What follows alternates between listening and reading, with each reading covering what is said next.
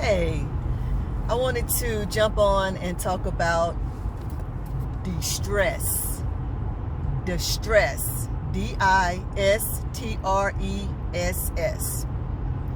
Are you distressed?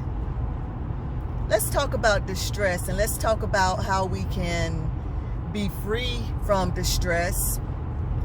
And we become free by implementing the promises of the Lord over our life.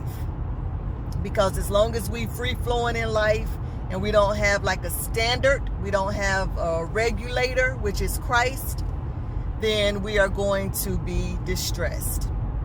Because the main reason why we walk in distress is because we're hoping in our own self and we don't have the answers. So we become stressed. We become de-stressed because we don't know how we're going to do it.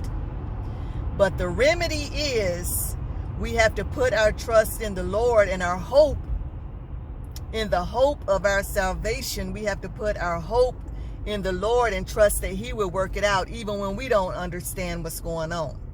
We have no idea how, where, when, who. We just don't know. But I'll take that word back. Who, because we know who holds our future. And basically, whenever we're hoping in Him, we know that when He does it, it's going to be on time. And we know that why He does it is because everything is working out for the good to them who loves the Lord. And who is, of course, the Lord Himself, and whom He may send to help us. So we have to put the pieces together and know that no matter what the situation is, no matter what it is that is before you, that whenever you hope in the Lord and the hope of your salvation, that everything is going to work out okay. And I hope this sunlight is not distorting this video too much because I can kind of see it, but hopefully we're good. But if not, then pardon me. Yeah, but distress comes whenever we choose to hope in our own self, whenever we choose to hope in our own abilities, because guess what? Those abilities run out. Our abilities have a cap in our own strength. Ability is according to your expertise or your skill level, but guess what? It runs out. Everybody is competent to a certain level. Even the most smartest person is competent, but guess what? Their competence does run out because they do run across things that they are not experienced with, that they are not skilled with. So yeah, let's unpack this word distress and let's get free from it, because there are so many people walking around distressed and don't even know it. Because distress comes whenever you think that you're hoping in the Lord, you think that you're hoping upon the hope, but you're still distressed. And this is the test. If you're distressed, then you're not hoping upon the Lord. If you are feeling anxious, if you are feeling distressed, then you are not hoping upon the Lord, and you need to recalibrate your thoughts. Because whenever you're stressed, fear, there's going to be that fear, there's going to be that torment.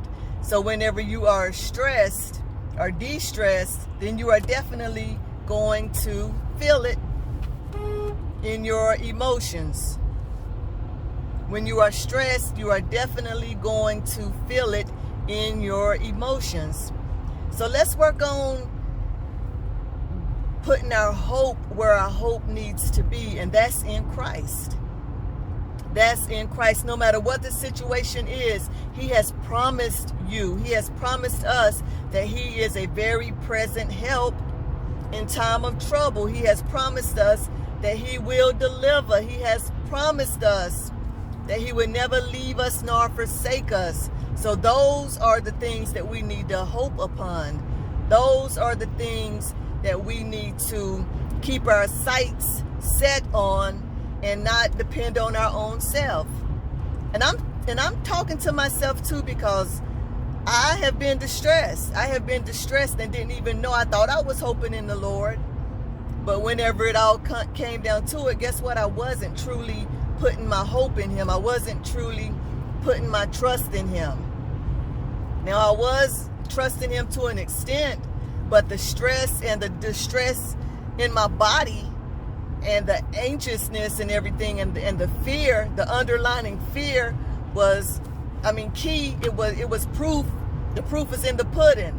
The proof was in my flesh, okay? The proof was in the pudding that I didn't have all my trust in him, because whenever you trust in something, then you are like totally confident of that thing, in that thing. If a child, as parents, your children have a natural trust in you. They trust that what you say you are going to do. The Lord made it like that. You are their overseer. You are their guardian. You are their parent. So they have like a trust in you. If you say we're eating at 6 o'clock, then guess what? They believe that they're eating at 6 o'clock. They're not wavering. Now, if it's been like instances where they don't have food, or they don't eat or whatever, they may begin to waver in that. But for the most part, they are going to believe in what you say. And if it's been cases where they didn't have food, the more you say what you say, and then food appears, then that inability to trust you is going to become strong again. They're going to be able to trust you again because what you are saying is coming to pass. And with the Father, what he says comes to pass. It may not come when you want it, but it is on time. And some things may not come that you ask for because it's not good for you. The same way, if a child asks a parent to give them candy at 9 o'clock at night, they're going to say no. But they may let them eat it at 2 p.m. to the next day, or around noon for a snack. But if it's something that they want to eat that may be tampered with in the package or whatever, the parent may say no, because the parent can foresee the danger in that predicament. The child may not understand it. The child may be like, why? But the parent is going to say, because I said so, A lot of times, and sometimes, you may explain where the package is open, but the kid still may say, but why? It's not gone. The donut is still in there. But that's whenever you have to be like more stern and be like, because I said so. Or be like, you better go on. I said no. You have to like establish those boundaries, but you have to realize that the Father does us the same way. He foresees the danger in stuff that we don't see. And sometimes he says no, or sometimes he doesn't give it to you because it's not good for you. Now, you can go out and get it yourself if you want to, but that's where the distress is going to come in at. That's where you're going to be stressed, because you're trying to make it happen within your own exertion. You're trying to make it happen within your own exertion.